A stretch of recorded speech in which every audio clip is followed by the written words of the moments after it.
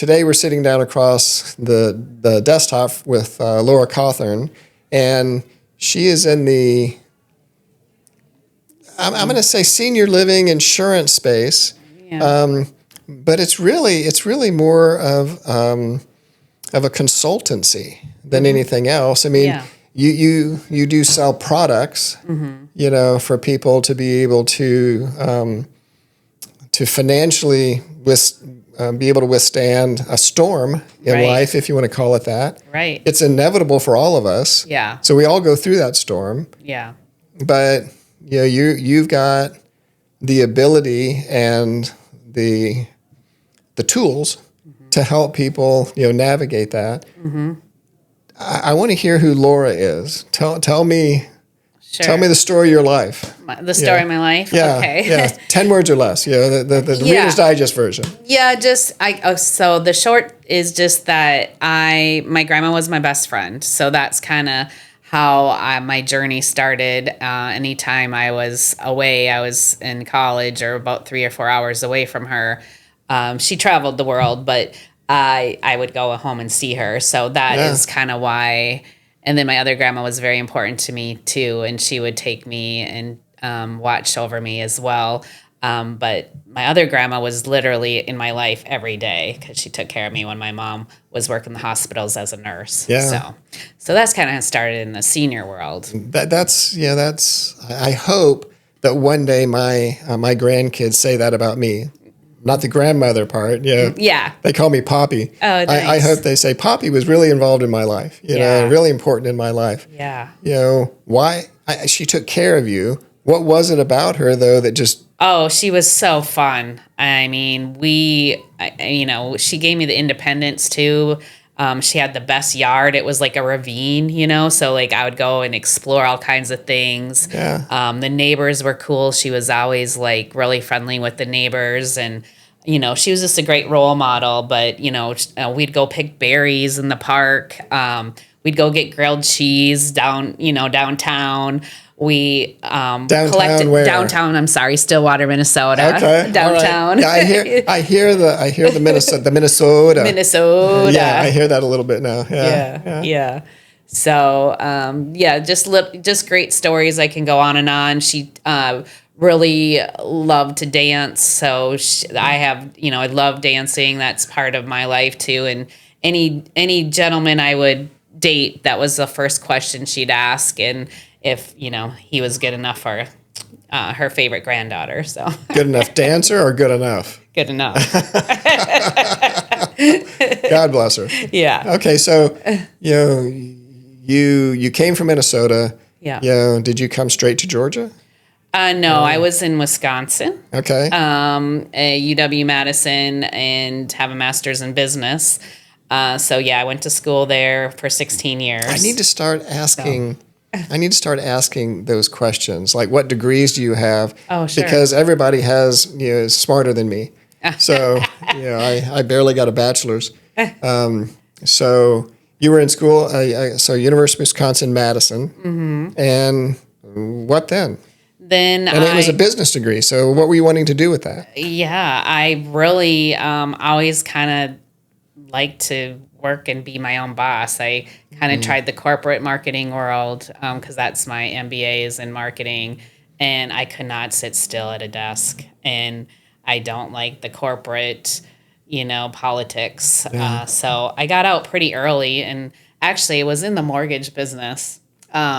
And we just had a mortgage guy leave who you know very well. Very well. Yeah, so I relate to them. Yeah. And I actually had a job here. We got transferred. My husband got transferred for his job, and we met in Wisconsin on a blind date, actually. Okay. So he traveled. Grandma approved? Yeah. Well, grandma was not, he didn't get to meet my grandma. Yeah, okay. I know. He got to meet my father. My father passed away pretty early too, but he did get to meet my father before he passed away. But, all right. I was there, and then here in Georgia we got transferred, and so I actually had a job here before even moving here in the mortgage business, but that was in 2007, and I knew stuff was going on, right? Yeah. So great time to be in the real estate business or mortgage business. Yeah. I ended up taking like just a manager position, right, in Ackworth, Georgia for a little bit, but met some great people downtown Ackworth that owned a winery, and they wanted to build a bed and breakfast out there. And we were one of their great clients and ended up buying the store from them downtown Ackworth. So I did that for 5 years, and that's kind of started my journey here and, my connections in Kennesaw and Ackworth. Yeah, so. and really true entrepreneurship started there because you had to start that from scratch. Oh, yeah. I learned how to network. I never was an introvert, but I'd never networked before. Ever. You weren't totally in your shell, but the half shell? Yeah, the half shell. So, I went to every women's networking you could think of, the ABA, the Kennesaw Business Association, the Marietta Business Association, the Cobb Chamber, the Atlanta Chamber. Yeah. I was what we call boots on the ground. You were all in. Oh, yeah, I was all in. You had something going on every day, didn't you? Yeah. And so I met a lot of great people through that store. They're still some of my best friends. Wouldn't change it for the world. But then I had, I thought, oh, how great. I have my own business and I can have a family. But it was more retail store. So having a 6-month-old baby passing around, drinking wine was kind of not what my future was going to be, I thought. So that's why I ended up, I'm like, how can I work with seniors? I've always wanted to be, I thought that was my space. So was that because of Grandma? It was because of Grandma. Yeah. Yeah. Okay, so you're now in kind of the comfort during the end of life stage. And we're not talking about hospice necessarily. No. We're talking about that time beforehand. Tell me about that. What do you think is the hardest part for let's call it the grandparent, and what's the hardest part for the child, for their child? Right. Let's talk about that for a second. Yeah. There's a dynamic there. It is. And so, with all the baby boomers and all, people there's, I don't know the stats offhand, but, there's so many people that are 65 and older. And we get to a point in our life where maybe mom isn't remembering stuff. Dad had a fall, and they're still working. We're all still working, and so now it's almost like, okay, now they took care of us, right? So I feel like a lot of kids are like, now I got to take care of mom or dad, and it's a whole journey. Like, it is so crazy on how, like, who do I call? Who do I trust? And so I have so much knowledge because one of my jobs when I was getting an MBA was being a caregiver as well. Was it? In Wisconsin, yeah. Oh, so you've got hands-on experience with I have actually over being 30 in the or home. more years, yes. Were you doing home care? I was. Okay. I ended up, the husband had dementia, had no idea what that meant. He was just mean, but that's not at all about the disease. But that's all I knew about it. There was no training on that, but took care of her, the spouse on her. And I did that for 4 years, making, $9 an hour. I didn't do it for the money. I loved her. She was, again, my second grandma, so I would get her ready and shower her and get her ready and have breakfast and do some light housekeeping. So I've always been in home care, and I love it. And I try to get out, and I just go back in because I love it so much. I keep trying to get out, and they keep pulling me back in. Yeah, it's just like I know so much and so much knowledge, and it's just I love that I can help people through that journey on whatever they need for their parents or for their grandparents on, if it's home care, hospice, home health, what hospitals to go to, what insurance to use. All that knowledge is over my years' experience. So, okay, quickly tell me about the different kinds, I would call them financial products to help navigate this when it comes. Yeah. What do people buy? So, to prepare, because this is a preparation thing. Yeah. What do they buy to prepare? So back, in the gosh, maybe even 80s, 90s, there was long-term care insurance. Right. So I see that now.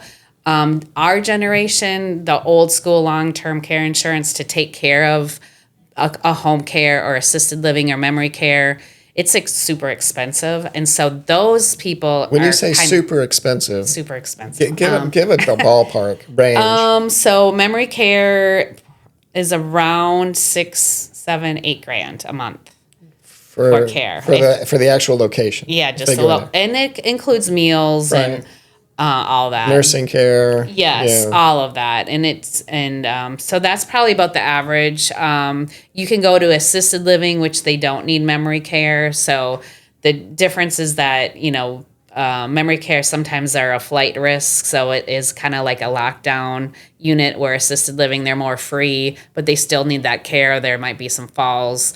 You're familiar with Holbrook here in downtown Ackworth. Now that's independent living. Yeah, a little shout out to Genevieve Medici there. Yes.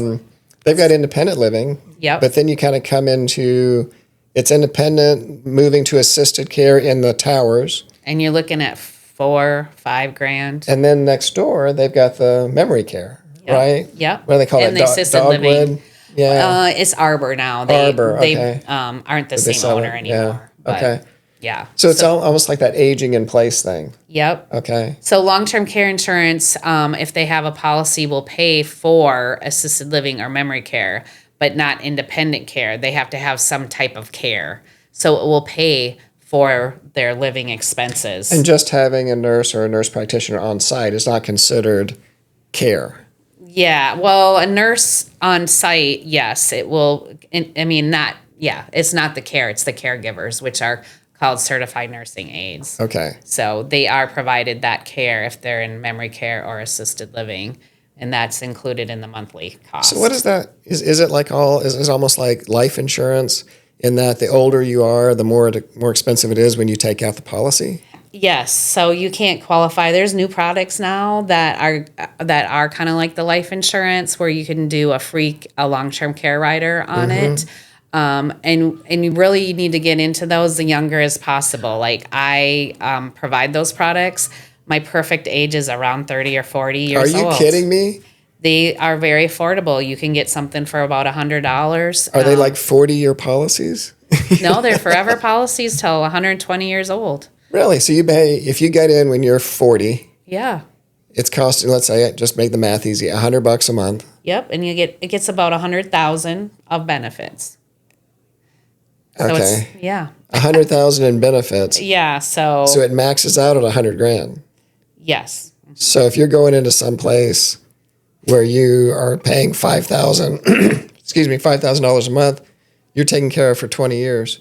Well, no, 20 months. Yeah. For 20 months. Yeah, it's a small policy, right? You can get bigger policies. Yeah. But it's still really affordable. But we don't think about it, right? When we're in our 30s and 40s or even 50s. But you paid for it for 40 or 30 years. Well, if you go in when you're 70. Not to get into all the details, but it's literally, you can pay it off. It is actually paid off in about 15 years. So it's like universal life. It is. Okay. It's kind of, but on steroids. So they have a lot of free riders, they're called. So they stacked on there. So you don't have to die to also get those benefits. So let's say if you're disabled or have cancer or even a stroke, ALS, any of that stuff where we have huge medical bills, or we need a caregiver, or we need assisted living, you can take that $100,000, for example, and use that to pay your bills. So you can take it as a lump sum. Yeah. You don't have to use it over time. Yes. Yep. What is the struggle? I think know about it. I think there's a lot of people who don't want to put mom or dad, in the home.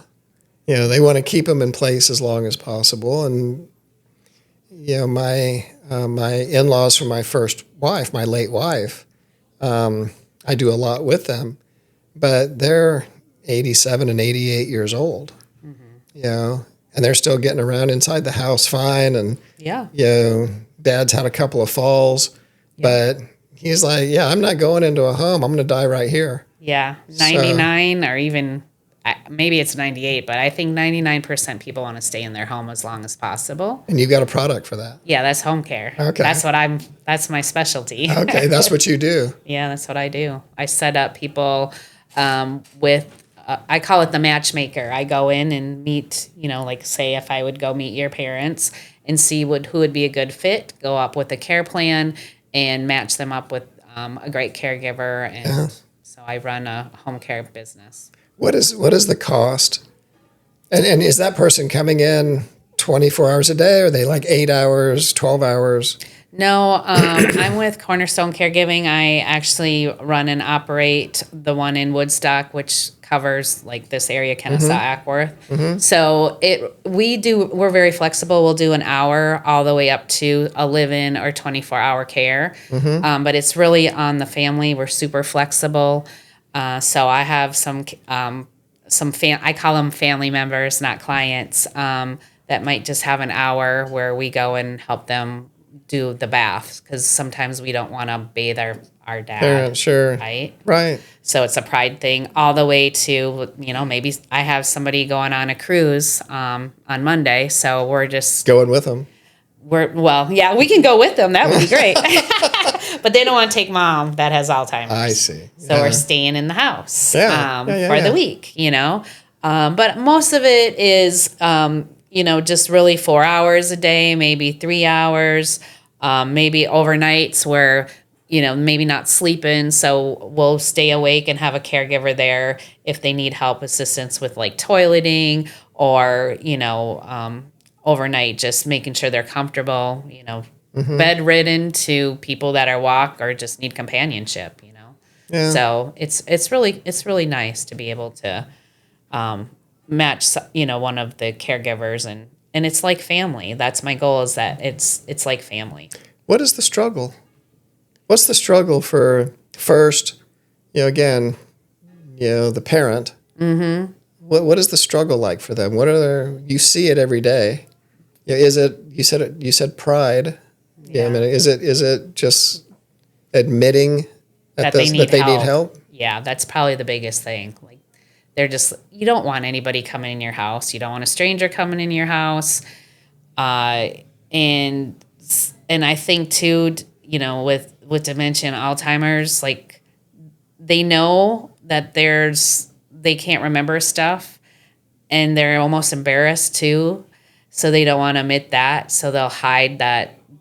Like, you lose the order of things, like even simple things like taking a shower. Do I take my clothes off, or do I not? Or do I wash my hair? What do I do with this bar of soap? So they get embarrassed. So there's, Well, that's full blown. Yeah. Really dementia. Yeah. I mean, there's, I'm 64 and I find myself forgetting things. Yeah. That's normal. That's normal. Yeah. And again, I point back to my, to my in-laws and, mom and dad. And my father-in-law, he was literally a rocket scientist.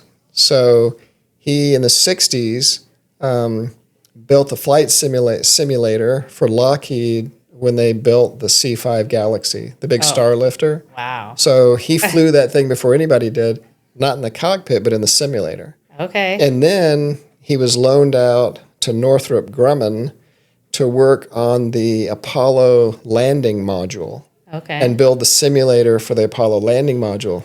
This guy's smart. He then went to seminary, became a pastor for 46 years. His major was Hebrew. He didn't major in preaching. He wanted to major in the hardest thing. Lots of memorization. Wow. Brilliant man. Wow. And I was sitting down with him just the other day and asking him about a passage of scripture, and I could tell it was there, but he couldn't bring it up. And this is somebody who I would say, hey, John 3:17 after 3:16 says this, and he would have quoted, verse 1 through 23. Yeah. From memory. And I know that's frustrating for him, but it's not dementia, it's just forgetfulness. Our brains shrink when we get older. Right. They really do, And into not just talking about dementia, Alzheimer's, but then you got people like physically that can't do stuff or are just in pain every day. Yeah. You know, or with arthritis or can't walk or from falls or surgery. So the mobility too is also a struggle for them, you know, just the simple things that, you know, my right arm is numb to, you know, and I don't know what's going on, so I can't really use it. And now I might need help. Like I can't take showers or I can't cook, you know. So you have the other aspect too. So, You know, back in the day when I was a kid, it seemed like there weren't as many assisted living centers. right. You know, senior living centers. Yeah. Yeah, they'd call it the old folks home. Yeah. That's what I grew up calling it. And it seems like there was more of a duty to take care of your parents in the home. A lot more people were still lived around each other in the same town or even on farms and things like that. Do you find that waning? You'd said earlier, you know, when the kids find out they have to take care of mom and dad, you know, has it now become a have to, or is it a I get to? That's What are you seeing? Do you see? I mean, so I don't know if it's a have to. I just feel like it has changed a lot because everything is so expensive and people have their careers. You know, the women don't stay in the home as much anymore. They also have their careers. So it's more of a social construct than anything else. yeah, like, you know, there is, and financially, to be honest, people did not plan that they needed some care. So there's financially the big burden that now it's like, okay, you know, mom needs more help, but she didn't plan. So now, you know, she's going to have to come live with us. Or you have, you know, a lot of kids where they're dealing with the in-laws and stuff like that too. So, you know, even with me and my husband, you know, we're lucky that our moms are healthy. But it's like, what happens if they need more care? So far. Yeah. So far, you know, you got to think of that, you know. So one is good and one is not financially. So what are we going to do if something does happen, you know? Okay, advice time. Just something came to mind. You said, you know, the best time to buy long-term care insurance is when you're in your 30s. Yeah, because it's cheaper. 40s, because it's cheaper. Yeah, it's associated with. So now, you know, you have a guy sitting here who's 64 years old, and, you know, I've got some assets. But, you know, I didn't buy long-term care insurance. I bought life insurance. Yeah. Which can, you know, we have riders that allow us to use the life insurance for things like that, but it's more lump sum. It's not. Yeah. It's not the day to day. Yeah. Yeah. It's not month to month, year to year. Right. Do you find a lot of people having to sell assets in order to pay for these things? Yes. Yeah. Yep. Or just save for it, you know, like just make sure that you have money. And some people have to sell their homes. Yeah. That happens probably weekly that I meet people that need to sell their homes to. Yeah. I mean, my wife and I, of course, we're in the real estate business. We own a real estate company, and we do that for a lot of people. Yeah. We get a call. Yeah, we got to sell mom and dad's house. Yep. We need to have an estate sale. Can you help with that? Yep. Because they're coming to live with us, or they're going into, you know, again, like a place like, you know, Holbrook or something like. And I'm just impressed with Holbrook. I think they do it really, really well. I love it. That's where I'd put my mom. Was it? So, yeah. She knows. Yeah. But it's just a great place. Yeah, Jackie and I toured it with Genevieve. And I told Jackie, let's sell the house and just move in here. Yeah. Because it has so much. It does. You and know, it's like a little resort. It is. Actually, not a little resort. It's a big resort. Yeah. I mean, you even can go do your nails or get your hair done. And yeah. I mean, there's 3 restaurants inside of there. The food is good, too. Yeah. So I, you know, I'm not wanting to panic people, you know, who are sitting here listening, and they are in their 50s, 60s, or 70s, and they're going, no, I don't.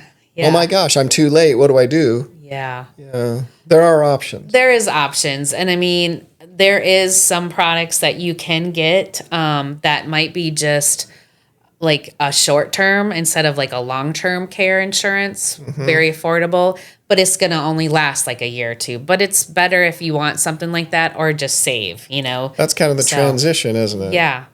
So there is different things, and they're always coming up with different things in the insurance companies because they know that it is an issue and a problem. So, yeah. What about there's not. what about Medicare, Medicaid? How does that fill in any gaps? I know Medicare is health insurance, but does Medicaid come in into play at all? There is people that do qualify for Medicaid. There is a few companies or, more and more maybe companies that will take the Medicaid. They're called Medicaid waivers, but a lot of times there's no money there, especially Georgia. There's really no money. And so sometimes they're on a waiting list.